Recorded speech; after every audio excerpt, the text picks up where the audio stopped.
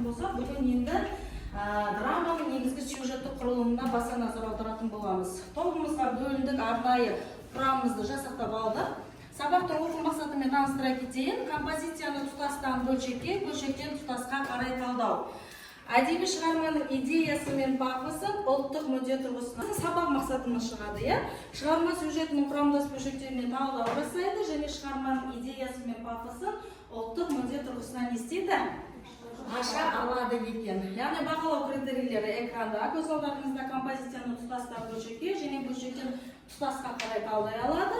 Және әдеби шығарманың идеясы мен пафосын ұлттық мүдде тұрғысынан ашады.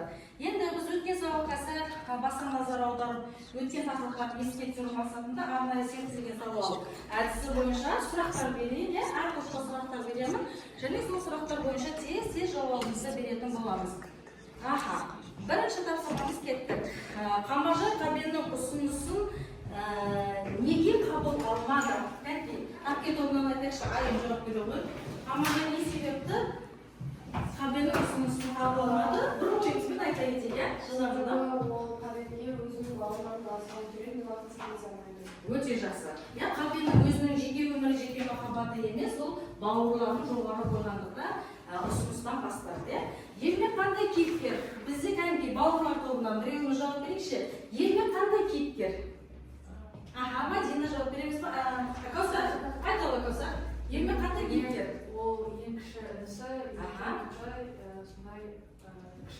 кіші інісі, ең кішкентай, қылығы да сүйкімді, тілі де тәтті Ермекке. Бірақ Ермек сол оқиға барысында бір шындықты біліп қоя ма? Қандай шындықты біліп қояды? Қамажайдың анасы емес екендігі. Өте жақсы. Отбасыда әкенің бейнесі қалай суреттелінеді? Рамзилия. Отбасыда Ермекке Қамажай әкесі ол ұшқыш болғанын айтады, бірақ Ермек өз досынан үйленіп, ол ұшқыш емесін біледі. Отбасыда әкенің бейнесі ол отбасыға қарамайды, әдебі дұрыс емес және негізгі кейіпкерлер Тимурдың сөзі арқылы ғана әкесіне деген құрмет, жалпы әкесінің балаларға деген қандай қамқорлық жасағандығы, яда жасамағандығын білуге бола ма? Болады. Біз жылаған кезде қайда қалдың деген әкесіне суық көзқарасты көрсетеді. Шығармада Назира бейнесі несімен ұнады? Кәнке достық тобы, Ақнұр айта ғой. Назира ол Қамажайдың сіңлісі, және Назира сол отбасыдағы өзінің ойын анық жеткізе алатын, ойында бар затты ашық айтады. Ашық айтады, негізгі кейіпкер. Сондай-ақ Омардың өз таңдауына көзқарасыңыз қандай? Омар не таңдады? Омар басқа бауырларына қарағанда қандай ерекшелігі болды? Қандай айта ғой? Ол өз бауырларына қарағанда ақылды болған, ғылыми зерттеулерді ұнатқан және өзінің ойын ашық айтады. Ашық және Омардың негізгі әрбір шығармадағы белгілеген ойы тілі неге негізделеді? Белгілі бір ғылымға негізделеді. Кез келген пікірді дәйексіз айтпайды, яғни дәйекті түрде айтатындығымен ерекшеленіп отырады. Қамажайға деген құрмет қалай көрініс табады? Гүлниса. Қамажай ол анасы секілді оларды тәрбиелеп өсірді. Ал соңында бауырлары оның берген сыйластығын берген қаламады және соңында бәрі де Қамажайды тастап кетті. Бірақ бәрібір бауырлар арасындағы еркелік болсын, татулық болсын, соның барлығына Қамажай қалай қарады? Түсіністікпен қарады, оны барлығы түсінеді, уақыт өте келе түсінеді және оның әпкелік жүрегі аналық жүрекпен кеткендігін байқауымызға болады. Енді бізде бүгінгі жаңа сабақ драма, әпке драмасындағы негізгі сюжеттік құрылым. Яғни кез келген драмалық шығармада да оқиға белгілі бір сюжеттен құралатын болады. Оқиғаның басталуы, оқиға кейіпкерлер арасындағы талас-тартысқа құрылуы мүмкін.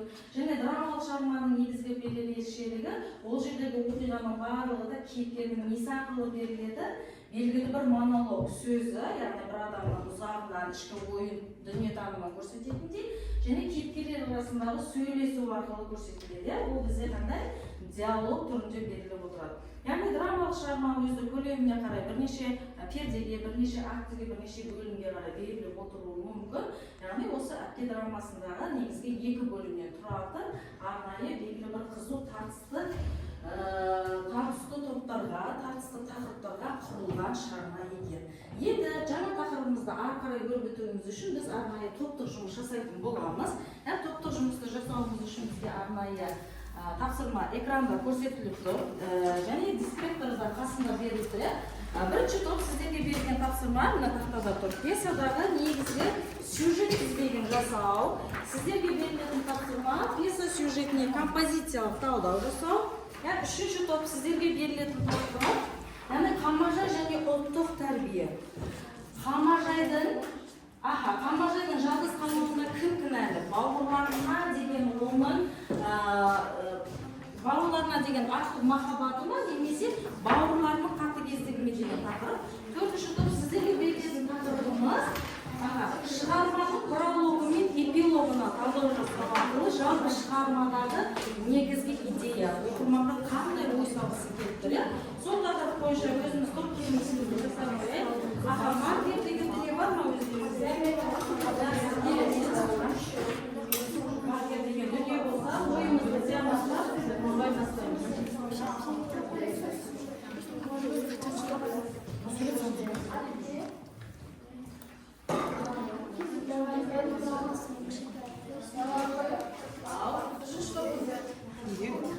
Сіздерге берген тақырып қазір.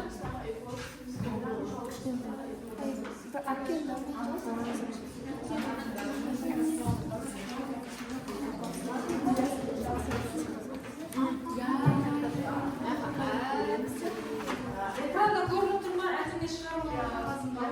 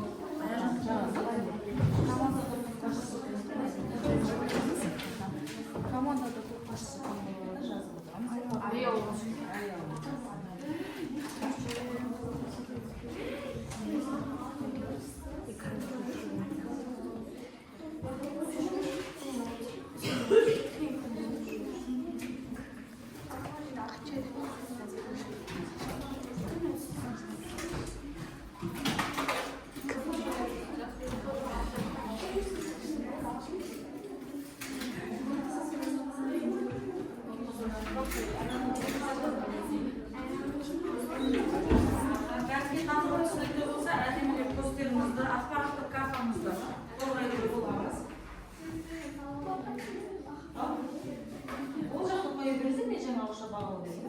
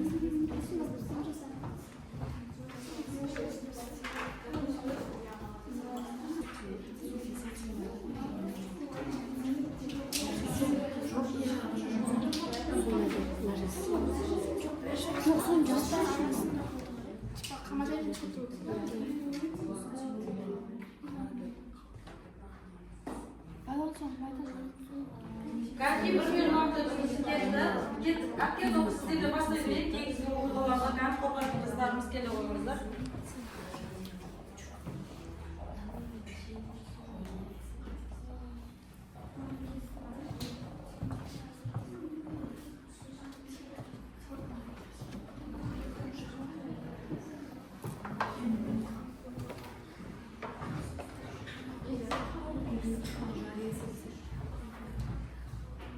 Kanki.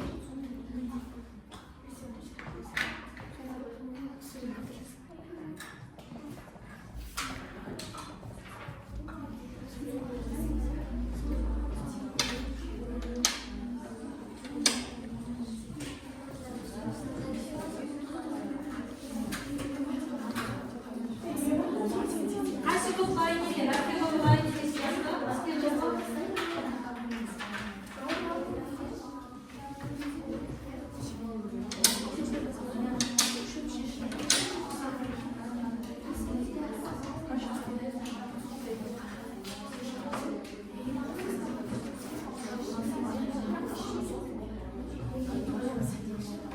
Vakit аяқталды, қыздар қазір отырсақ, келесі тапсырмалардан үйреніп қаламыз. Сол үшін жылдан бастап әскер тобы келіңіздер.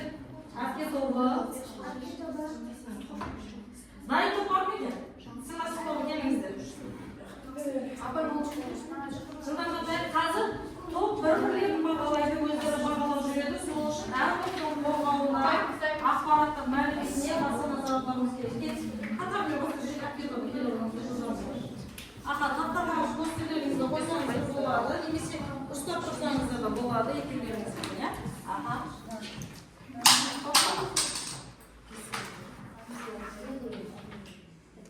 Аха, сіздерге бөлінген кеттік. Мынау әке драмасының сюжеті. Ең бірінші болған ол сюжет, ол Қамажайға Қабеннің хаты. Хаттан меселе Асыл хабарластым. Хабарласайын десе, сен өзің балашқа жатырдың хабарластырмадың. Және сол хатта Қамажайға ренжуі туралы жазған. Жақсы, келесі жылдан да тиіссіз. Осы сюжетте Тимурдың әкесімен ұрсып қалуы және оның ішуі айтылады.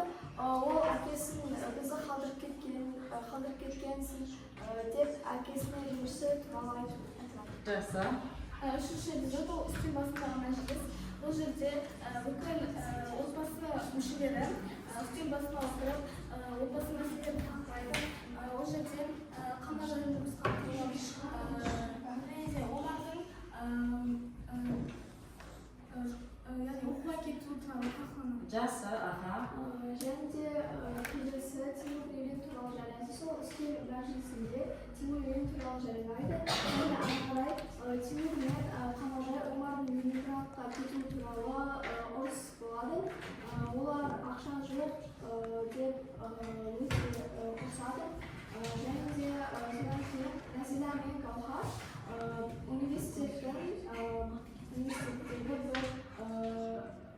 университеттегі бір жапонға барады және сол жерде Қамажай бірге барған Қамажай оларды ойлап сол жердегі ағайларын алмай қаламын деп қана баруға бастады. Барудан бастады, иә? Ана соңғы? Қамажайға қанша бағып қақсады, соңында балалар оның берген білімін, берген тәрбиесін бағаламайды. Соңында барлығы Қамажайды тастап кетіп қалады. Соңында Қамажайдың жалғыз қалуы. Отыра қоямыз. Қазір топтарымызға жақсы жұмыстарыңыз қалсын. Келесі топ бізде бауыр тобы келіп қойыңыздар.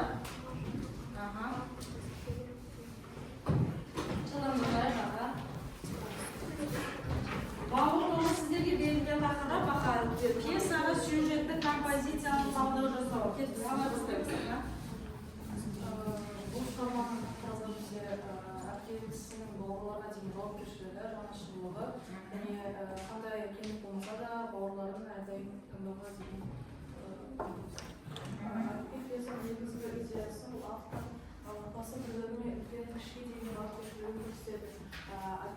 әкенің өз бақыты үшін емес, бауырларының болашағы үшін өмір сүру басты айтамыз. Бұл шығарманың жанры бізде драматургия и пьеса. Драматургия жанры, соның ішінде пьеса. Аха.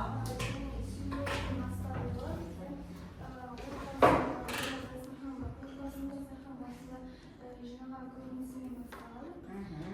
Және ол жақтан барлық отбасы, әпкесі жиналып отырады. Және олар өздерінің жаңалықтарымен бөліскісі келеді. Және ол жерде Қалмажайдың жұмысқа тұрғаны туралы хабарлайды. Жақсы, ақырай, оқиға келесі. Оның балансы сол жерде Тимур өзінің үйленетіні туралы хабарлайды. Жақсы. Келесі. Кейбір дамында әпкені Тимурдың әйелімен түсініспеушілігі туралы айтылады. Сосын бізде шиеленісі ояқта кейін соңына қарай Тимур сол әйелімен бірге кету үшін сол Қалмажайларды тастап кетіп қалады. Ол жердегі оқиғаның шиеленісі қалай болады сонда? Шиеленісі бұл жақта Тимур өзінің әйелімен Қалмажайды тастап басқа жаққа кетіп қалады. Содан кейін шығарманың шарықтау шегіне келетін болсақ, Қалмажайдың бауырлары Қалмажай оған кім екенін кеш түсінеді, және Қалмажай өзінің жалғыз қалғанын түсінеді. Ал соңында олар да қалаға оқуға кетіп қалады. Қалыптардың шешіміне келетін болсақ, бұл шығарма бізді адамгершілікке ой салады және жанашырлыққа ой береді. Ең соңында бауырларына деген қамқорлықты көрсеткенде Қалмажайдың несімен айтылған оқиға аяқталады. Қапенге қарсылығы және өмірде жалғыз өзі қалуымен оқырманға көңіліне қайғы түсіретін шығарма екен. Жақсы, рахмет оқырамыз. Келесі топ сыйластық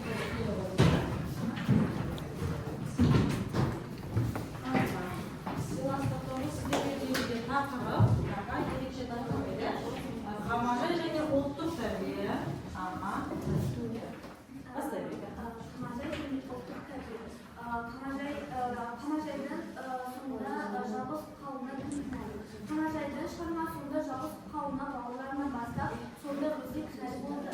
Себебі бауырлар Қалмажайға қарсы қатыгез болса да, Қалмажай өз бауырларын ойласа да өз махаббатына қарсы қадам жасай алатын еді. Сонымен қатар Қалмажай өз болашағынан айырылып қалды, өз сүйген адамнан айырылып қалды десек те болады. Себебі оның ең басты ойы қалай мен жас бауырларымды қамқорға алсам болады деген ой болды. Қалмажай қартайғанда оған қарап оның жағдай жасалады. Жақсы.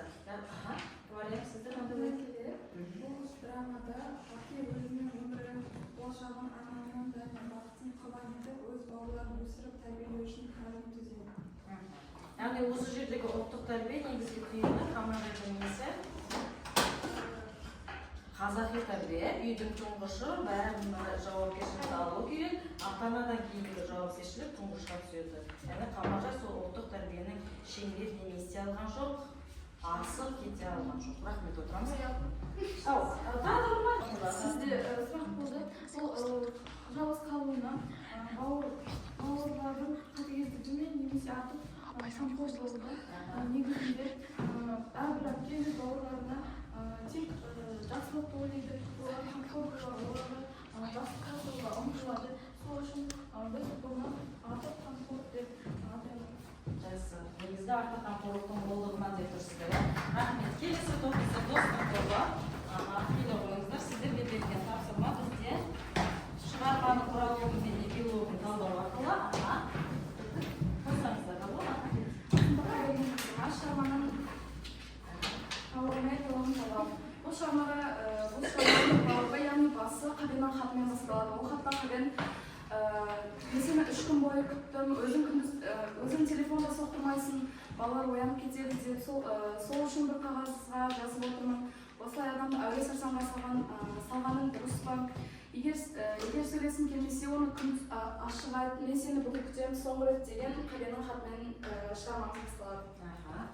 бұл шығарманың өтуінде қабен сөзі ұзынамыз, яғни барлық мәселені алдын алып тұрсады, қамажай балымызды орлап тастағысы келмейді, яғни өз өмірін балалар үшін алайда бізде осы шығарманың басты идеясы ол актер рөлінің қоғамдағы маңызы, яғни шығармада Дулат Исабеков осы актер рөлінің отбасындағы маңыздылығын айтады. Яғни анасы өзі ерте кетеді және де әкесі балаларға жеткілікті қолдау білдірмейді.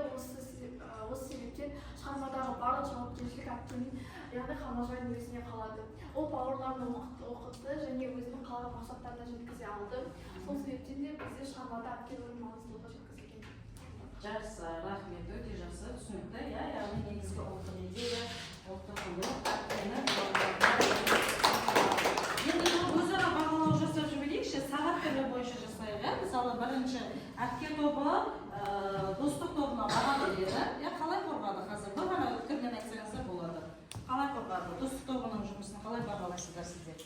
Айым айталаса болады. Олар жақсы қорғаған, және де үшеуі қалай айтатындарын барлығын толық жеткізіп. Тағдырысы аша білді, керемет. Достық тобы, сіздер бағалайсыздар, сыйластық тобының жұмысын бағалаңыздаршы. Қалай жасып, жаңға бір-бірімізге, қалай? Сыйластық тобының жұмысы өте керемет болды, және де постерлері де өте жақсы, күшті идеямен салынған, барлық сөздері анық, және де тақырыпташа болды. Тақырыпташа болды, жаңағы ақтан күрі махаббат келме деген, сол тақырып бойынша өз ойларын ашық білдіре алды. Сыйластық тобы сіздер бауыр тобының жұмысын аша қойсаңыздар, қалай қорға білді? Малика ма? Айта алыңыз, Малика. Осы топта айтылған барлық сөздер қысқа және өте түсінікті айтылған болатын. Сонымен қатар постері әдемі және әртүрлі жарық маркермен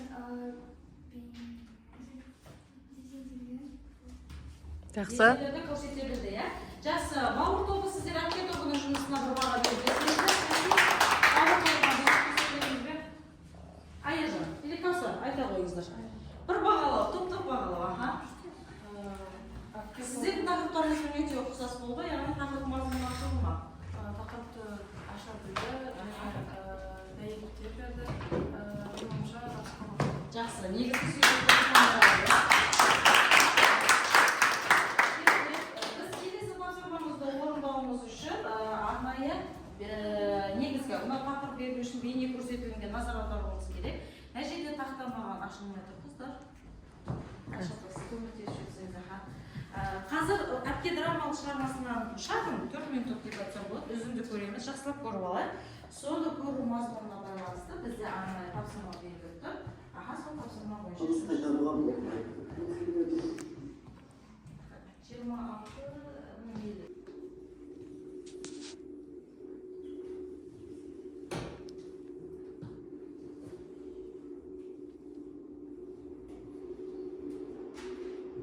Тимур, сен қайда жиналдың?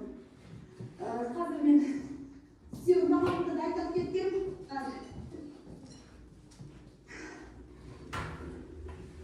Келе ғой. Мен тамақты айтып тұр. Мен келшем де қарның ашады.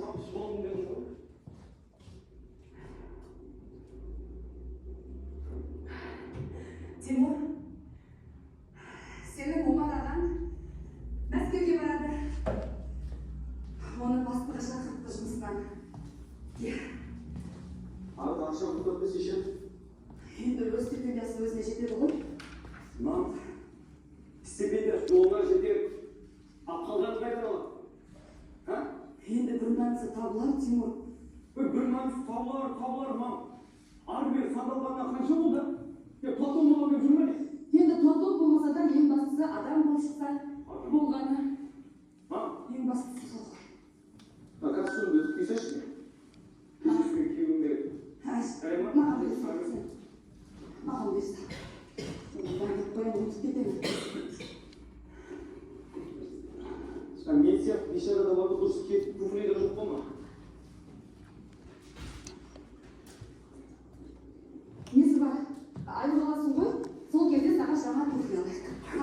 Қайдан айлық мам? Айлығым өзім қарызыма кетеді. Не қарыз? Сен оны неге алып жүрсің қарыз? Ой, мам, қазір қарыз. Не үшін Мен алып жүрсің? тірлігіме керек болды, жұмысыма керек болды, алдым. Омар енді Мәскеуге барады ғой, ғана Жетті ғой енді Омардың Мәскеуге баратын еді. Айта берсін, барсын, жүрсін, көрсін. Маған нағым дейсің бе? Айғайлама. Айғайлама. Сен мынандай мінезді қайдан шығарғансың, а? Барады, бармағанда. Барсын. Диссертациясын аман есен қорғайды, келеді. Не болыпты сонша айғайлап? Мынандай мінезді қайдан шығарған? Қорғасын. Сен не дейсің бе? Не, жұмыстан қашып жүрсің бе? Иә, қашын. Есіктің алдында ана бас ауруы бар қызын күтіп отыр. Балалардың ата-анасы өскенін қаламады. Ол аналық мейірімін өзінің бауырларына көрсетті. Және де ол шығармада өзінің қабеннен бас тартып, өз бауырларын өмір бақи бағып өтті. Бірақ та бауырлары оған ана ретінде емес, өзінің әпкесі ретінде қарады. Оған шығармадағы сюжетті байланыстыратын болсақ, соңында Қамажай Қабенге айтқан сөзін дәлелдей аламын. Қамажай Қабенге мен бауырларымды бағып қалуым керек, оларға ата-аналық мейірім керек дейді. Бірақ та Қабеннің өзінің бүкіл жағдай жасап тұрған өзінде Қамажай өз бақыттың орнына бауырлардың бақытын қалады. Жақсы, рахмет. Келесі топ кетті. Қандай ойда айтамыз? Ақа қандай құндылық? Бауырлардың жан-жаққа тарауы тек отбасының емес, ұлттық тәрбиенің әсеруімен. Мен ойымша, бұл ұлттық тәрбиенің әсеруі. Себебі бізде ұлттық тәрбие деген ол әр отбасында болатын тәрбие. Және бұл жерде біз бауырларының бір-біріне сыйластығының, қамқорлығының жоқтығын көре аламыз. Сондықтан да олар сыйластық және әпкесіне деген құрмет көрсетпей, олар жан-жаққа тарап. Жақсы. Негізгі әпкесіне деген қамқорлықты, сыйластықты көрсету керек еді, иә? Сол нәрсені көрсетпегендіктен қоғамдағы ұлттық тәрбие не істеді дейсіңдер? Әлсіреді дейсіздер. Аға, кеттік, келесі топ, сыйластық тобы. Автор Қамажай бейнесі арқылы қазақ әйелінің бойындағы қандай асыл қасиеттерді ұлттық идеал ретінде ұсынады. Қамажай өз үйінің иесі болған соң, барлық балаларының әпкесі болған соң, ол барлық жауапкершілігін өзіне алады. Ал қазақ әйелдерде барлық жауапкершілікті өз арқасына алуға үйренген. Сол үшін біз жауапкершілік, жанашырлық, мейірімділік, еңбекқорлық деген асыл қасиеттерді ұсына Қамажайдың бойынан не істей аламыз? көре аламыз. Көре аламыз. Жақсы, рахмет. Сіздерде жауап? Әсем айта ғой, аға. Өзіміз бағалаған ел, Қамажай ата-анасы талантты бауыр ретінде қазақы мейірім мен жауапкершілік көрінісі еңбекқорлығын сыйлайды. Бауырлардың болашағы үшін нақты мейірімін жастықтарын жан-еттір. Жақсы. Енді қыздар мынадай бір тапсырма қалды. Соны екі топтан бір-бірлерді сөйлетейік, қарапай. Тапсырмамызды ары қарай жалғастыратын боламыз. Яғни бұл жердегі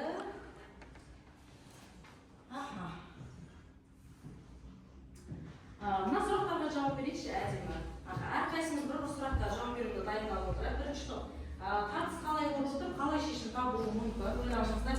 Екінші топ, кейіпкерлер сөзі монолог, диалог арқылы берілген бе, жазушының осы тәсілді таңдау себебі неде? Бір ой түйінді пікірмен біреуіміз ғана жауап берсек болады. Үшінші топ, авторлық ремарка дегеніміз не? Сіздерге берген тапсырма авторлық ремарка.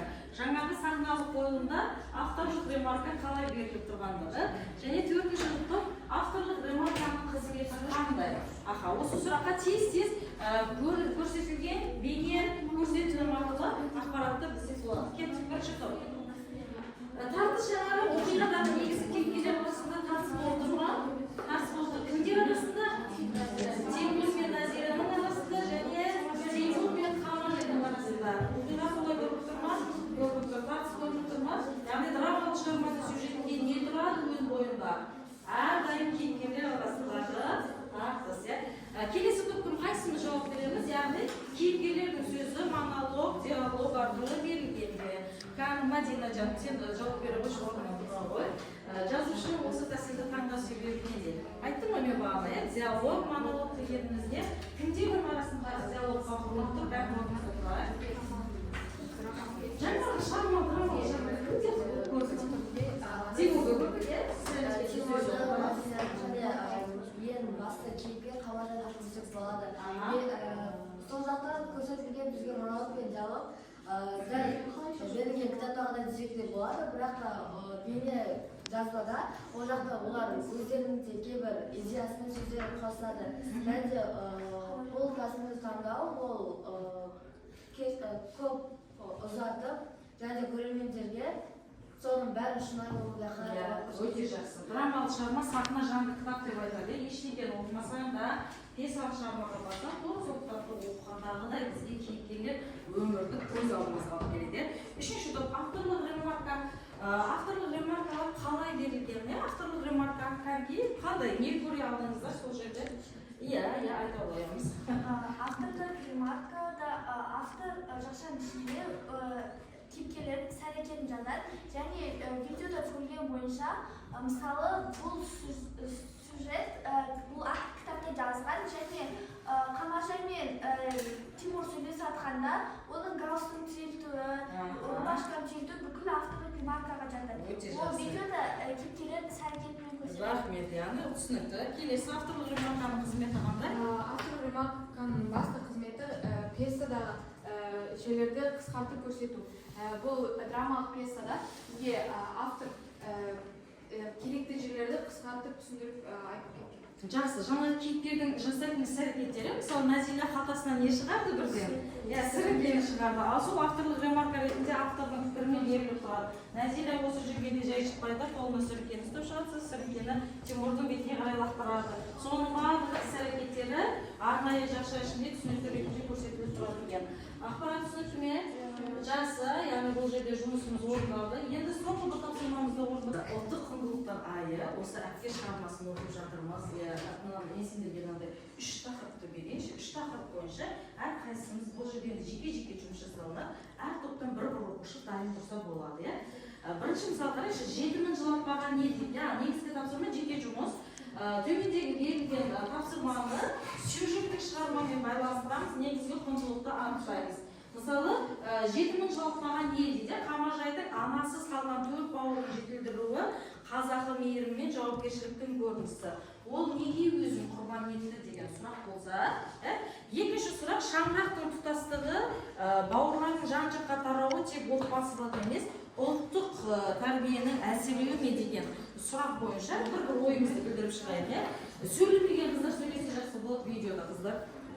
Үшінші идеялық түйін, автор Қамажай бейнесі арқылы қазақ әйелінің бойындағы қандай асыл қасиеттерді ұлттық идеал ретінде ұсынады. Жоқ, біреу-біреуіне ғана. Әдейі ұсынып жатыр. Біреу. Сіздер қалағанына жауап берсеңіз де болады. Үшеуісіне біреусіне қалағанда. Біз сөйлемесеңіздер де болады. Үшке жауап беруге болмады.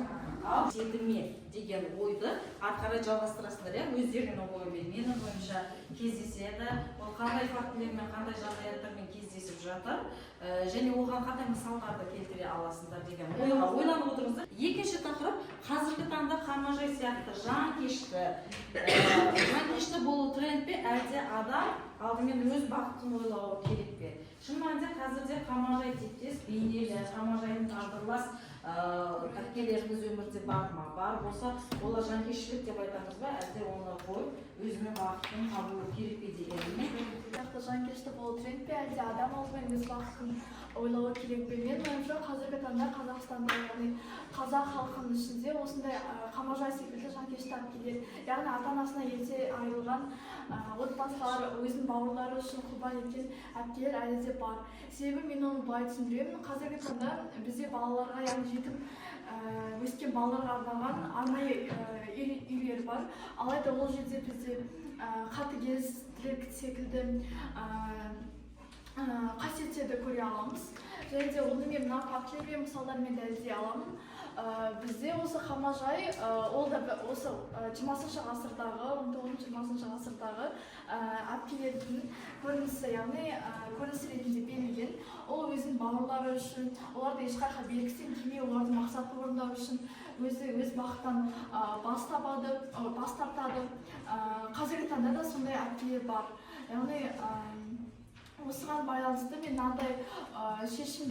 мынандай қорытынды шешімге келдім. Қазіргі заманда әріптелер өзінің жеке өмірі мен осы бауырларының бақытын екі жақты да тең ұстауы керек деп ойлаймын. Даяна, сіз бір ауыз пікіріңіз. Кетірамасында көтерілген мәселелер қазіргі заманауи қазақ отбасыларында кездеседі. Менің ойымша кейбір отбасыларда әлі күнге дейін кездеседі, кейбір отбасыларда ата-анасынан айырылған бауырларына кәмелеттік жасқа толған ағасы немесе әпкесі өзінің бауырларын өзінің қамқорлығына алып, оларды бағып, қағып, өсіріп, оқытып, солай өзінің жеке өмірін ысырып, өз бауырларына әлі арнайды. Сондай отбасылар қазіргі заманда да осы заман қазақ отбасыларында да кездеседі. Рахмет. Қыздар, енді біздер соңғы нәрсе ол көрсетілім болу керек. Бүгінгі сабақтың жалпы рефлексиясы қалай болды? Басшылары бағалау парақшаларын қойып маған өткізесіздер, солай бағалау жасайтын боламыз. Және үй тапсырмасы ретінде қамалжайдың бейнесі арқылы біз ана жүрегі мәңгілік деген тақырыпта эссе жазатын боламыз. Өйткені неміз, біз қыз баласымыз, болашақта анамыз, бәрібір ол шын мәнінде құрсақ көтеріп дүниеге бала әкелмесе де қыздың бойындағы аналық жүрек деген мәңгілік өмір сүріп жатады. Яғни оған кейіпкер бүгінгі біздің қамажайымыздың бейнесі. Сол үшін үй тапсырмасы ретінде ана жүрегі мәңгілік деген тақырып бойынша эссе жазып беру тапсырмасы беріледі. Газетені тұтастан бөлшектен тұтасқа қарай талдайды алды және әдеби шығарманың идеясы мен пафосын ұлттық мүдде тұрғысынан талдай алдық. Яғни бүгінгі оқу мақсатына қол жеткізілді деген нәрсе келіп тұр. Енді мен арнайы бүгінгі сабақтың рефлексиясын жасағым келіп тұр. Ол үшін бүгінгі сабақтағы алған ақпаратыңыз, плюс деген бөлім, яғни өзіңіздің біліміңізге қосылған ақпарат, минус деген бөлім, яғни сендер бүгінгі сабақтан қалай да болса бір көңілімізге қаяу түсетін оқиға орын алып жатты, қандай да бір жағдайда, немесе өзіміздің нені толықтыруымыз керек деген нәрсе минус деген бөлімге жазамыз. Және сұрақ белгі көкейдегі жүрген сұрағымыз қандай, яғни бүгінгі тақырып бойынша, сабақ бойынша немесе маған қатысты келесі сабақты ұйымдастыруға байланысты сұрақтарыңыз болса, стикер қағаздарды таратып бердім, сол бойынша жазып, не жерге алып тақтаға жабыстырып қойсаңыздар болады. Бұл біздің соңғы сабағымыздың арнайы рефлексиясы болады. Қай бөлімге жабыстырады? Плюс қосымша аяғат, минус сұрақ, көңіл-күйді қалғанатындай жағдаяр. Қарап көрсетеді. Үй жерінде бір түсінікті болды. Үй,